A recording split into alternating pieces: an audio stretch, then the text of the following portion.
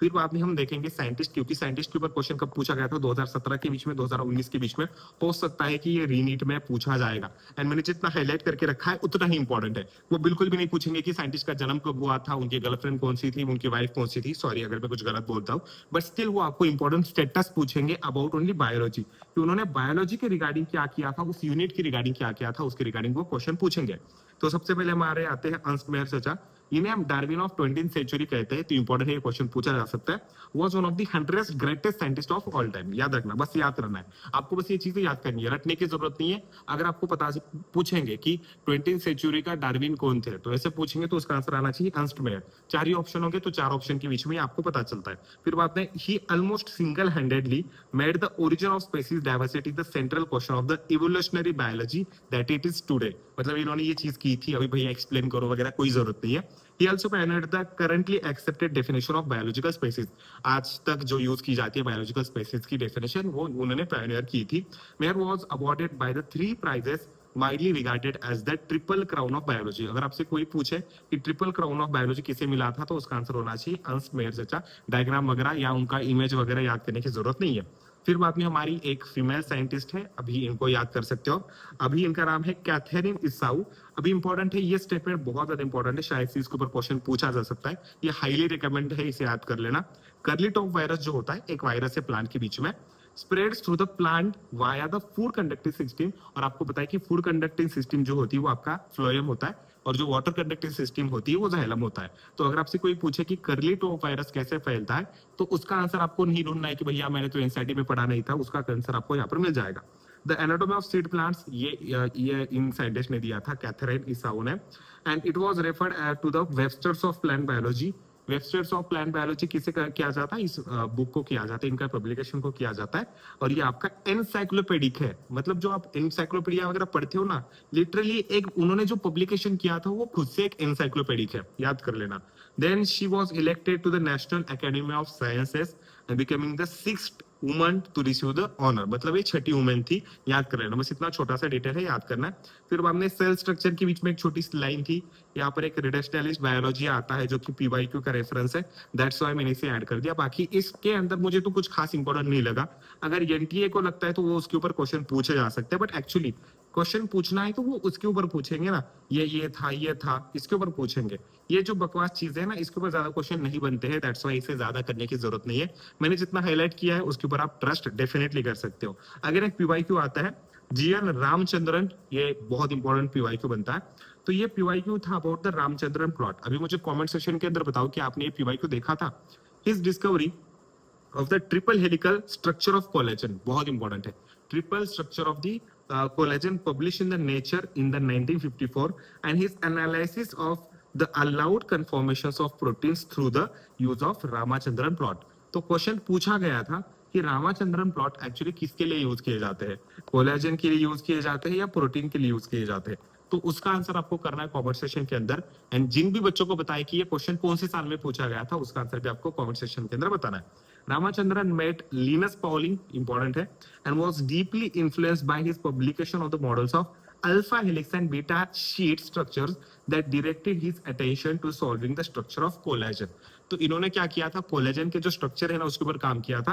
ये स्ट्रक्चर आपको बायोमोलिक्यूल्स के बीच में दिखाई देगा, थोड़ा सा हल्का से दिखाई देता है, alpha structure as well as the beta sheet, तो वो भी इंपॉर्टेंट आता है। आगे जाके देखोगे तो हमारे नेक्स्ट साइंटिस्ट चर्चा का नाम है मेल्विन कैल्विन। मेल्विन कैल्विन, अगर बहुत इंपॉर्टेंट चीजें देखोगे इसके बीच में तो मैं हाईलाइट करके दिखा दूंगा। He along with the J.A. Basham studied reactions in the green plants forming sugar and other substances from the raw material like the carbon dioxide, important है, water, minerals by labeling the carbon dioxide with the C14। तो actually अगर आपसे ये question पूछा जाएगा कि Melvin kelvin ने कौन सी चीज यूज की थी, कौन सा उन्होंने आइसोटोप यूज किया था, तो उसका आंसर क्या होना चाहिए, C14 isotope should be the correct answer, C14। Then Calvin proposed that plants change light energy to the chemical energy by transferring an electron in an organized array of pigment molecules and other substances। मतलब electron transport change जो होती है ना, उसकी regarding इन्होंने बात करी है। फिर बाद में उन्होंने नोबेल प्राइज मिला था 1961 के बीच में। एक्चुअली भैया नोबेल प्राइज को इतना इंपॉर्टेंस क्यों दिया जाता है, क्योंकि नोबेल प्राइज के साथ जो प्राइज मिलती है, जो पैसे मिलते हैं, प्राइस मतलब जो पैसे मिलते हैं वो भी बहुत ज्यादा होते हैं, याद करना, ठीक है। फिर बाद में नेक्स्ट चीज आती है हमारे अल्फोंसो कॉर्टाई। अभी कॉर्टाई से आपको पता चलना चाहिए कि वो कान के रिगार्डिंग थे, ठीक है। कैसे है? He published a paper describing the structure located on the basilar membrane। अभी मत पूछना कि भैया ईयर जो है ना वो मतलब डिलेटेड पोर्शन है, पहले हुआ करता था आपकी एनसीईआरटी के बीच में भी डिलेटेड पोर्शन है, बट उन्होंने दिया है कि एक स्ट्रक्चर है जो कि लोकेट करता है बेसिलर मेम्ब्रेन के ऊपर of the cochlea containing hair cells that convert sound vibrations into the nerve impulse, जिसे हम ऑर्गन ऑफ कॉर्टाई कहते हैं। और ऑर्गन ऑफ कॉर्टाई क्यों नाम दिया है? इनके नाम के ऊपर, अल्फोंसो कॉर्टाई के ऊपर। इंपॉर्टेंट है, ठीक है। अभी मोस्ट इंपॉर्टेंट चीज है, बहुत बहुत बहुत ज्यादा इंपॉर्टेंट है कि यहाँ पर ये इस क्वेश्चन को पूछ सकते हैं और इस क्वेश्चन को पूछ सकते हैं। तो मत कहना कि भैया ईयर तो डिलीटेड था, या आपके साइंटिस्ट के पोर्शन से कवर्ड था। अभी नेक्स्ट अगर आप आगे जाके देखोगे तो वहां पर आते हैं पंचनन महेश्वरी। अभी ये बहुत इंपॉर्टेंट चीज है, 2-4 ही स्टेटमेंट है। He worked on the embryological aspects and popularized the use of embryological characters in the taxonomy। ये सिंपल सा स्टेटमेंट है, अगर किसने किया था तो इन साइंटिस्ट का चेहरा याद कर लेना। फिर बाद में work on the artificial culture of immature embryos, okay ठीक है।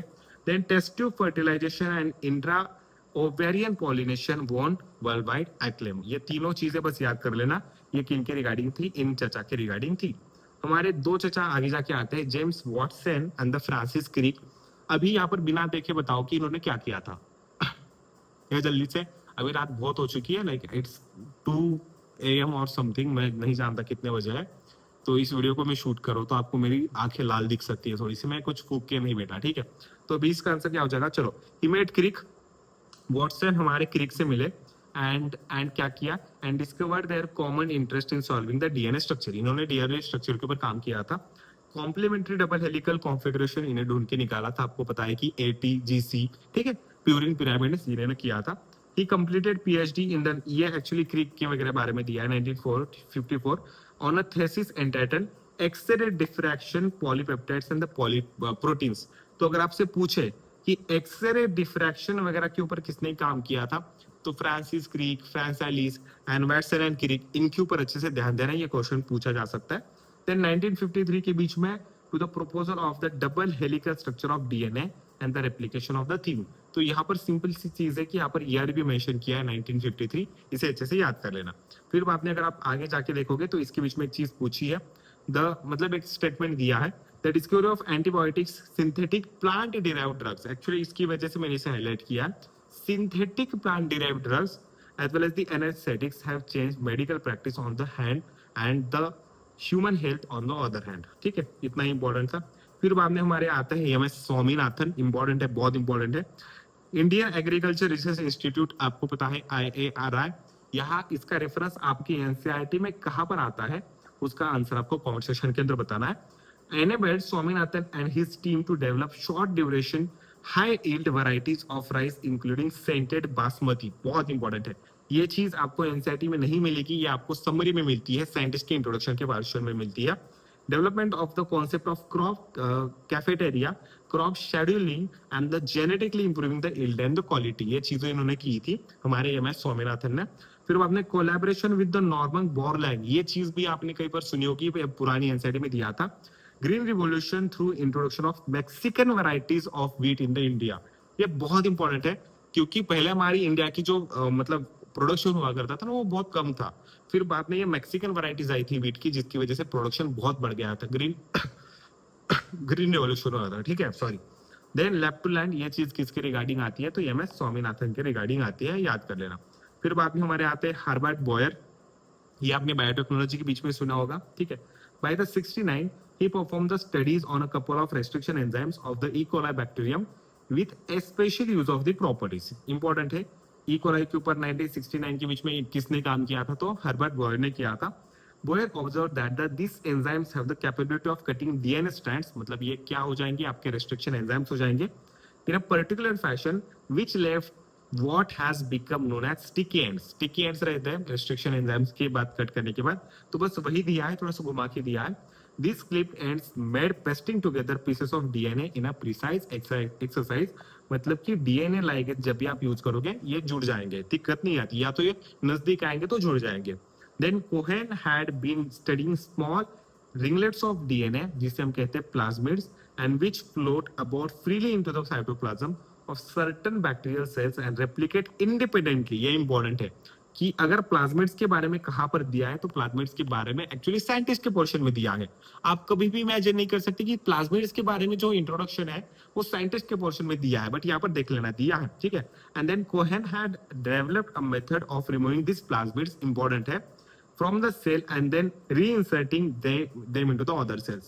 एक्चुअली मैं बताऊं तो ये बहुत इंपॉर्टेंट क्वेश्चन है कि अगर आपसे पूछे कि ये किसने किया था, कि प्लाज्मिड्स को निकालना फिर बाद में रीइंसर्ट करना उसके ऊपर मॉडिफिकेशन करके, ये किसने किया था, तो बहुत बड़ा कंफ्यूजन हो जाएगा, मुझे तो पता ही नहीं है, but the answer is in front of you, ये यहाँ पर दिया है, बस इतना ही कर लो।